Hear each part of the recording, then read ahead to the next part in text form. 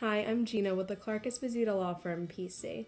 In this video, I'm going to talk to you about why you should always consider whether or not a product that you plan to either import into or export from the US is an illegal wildlife product, so that you don't end up having your product seized or possibly even facing penalties or even jail time. Let's get into the video. Now, we've already covered the possible penalties that you could be facing if you're caught with illegal fish, wildlife, or plants, so check out that video if you haven't already. In this video, we will go over some of the products which are commonly seized while being imported or exported from the US. And remember, everyone is bound by wildlife trade laws, whether you're aware of them or not. This includes importers and exporters of any size, along with individuals. The following categories of wildlife are subject to regulations, which includes prohibitions, restrictions, permit requirements, and quarantine requirements. Some of the prohibited categories of wildlife include mammals, birds, amphibians, fish, insects, crustaceans, mollusks, snakes, and other invertebrates. Any product that comes from these wildlife categories are also subject to the same regulations.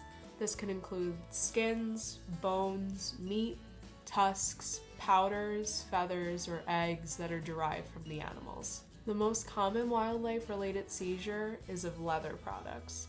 Most of these goods are made from reptiles such as alligators, crocodiles, lizards, snakes, and more. Fur is another area where you might run into trouble.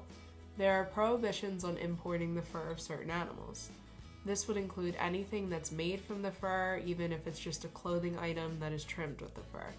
Fur from the following animals may not be imported into the US: dogs, cats, most wild cats including tigers, leopards, jaguars, ocelots, and more, seals, polar bears, sea otters, and more. Some products you might not even think are subject to restrictions. Jewelry is a great example of this, as they can be made from wildlife. The following products are regulated by the U.S. Fish and Wildlife Service.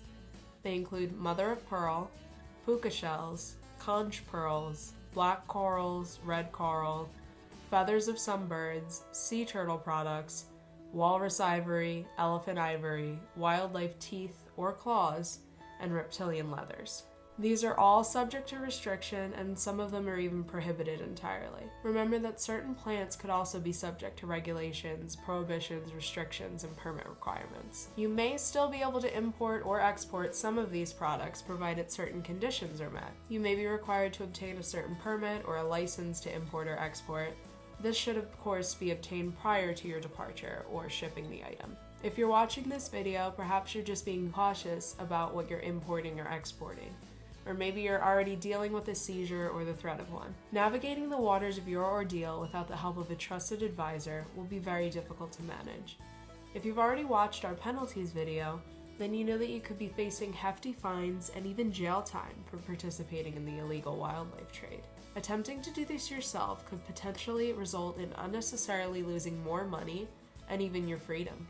At the Clark-Esposito law firm PC, we are determined to help you. So give our office a call today at 917-546-6997 or email us at contact@clarkespositolaw.com and we can help guide you through this.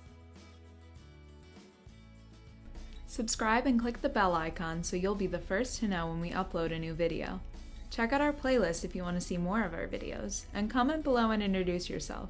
We'll see you soon.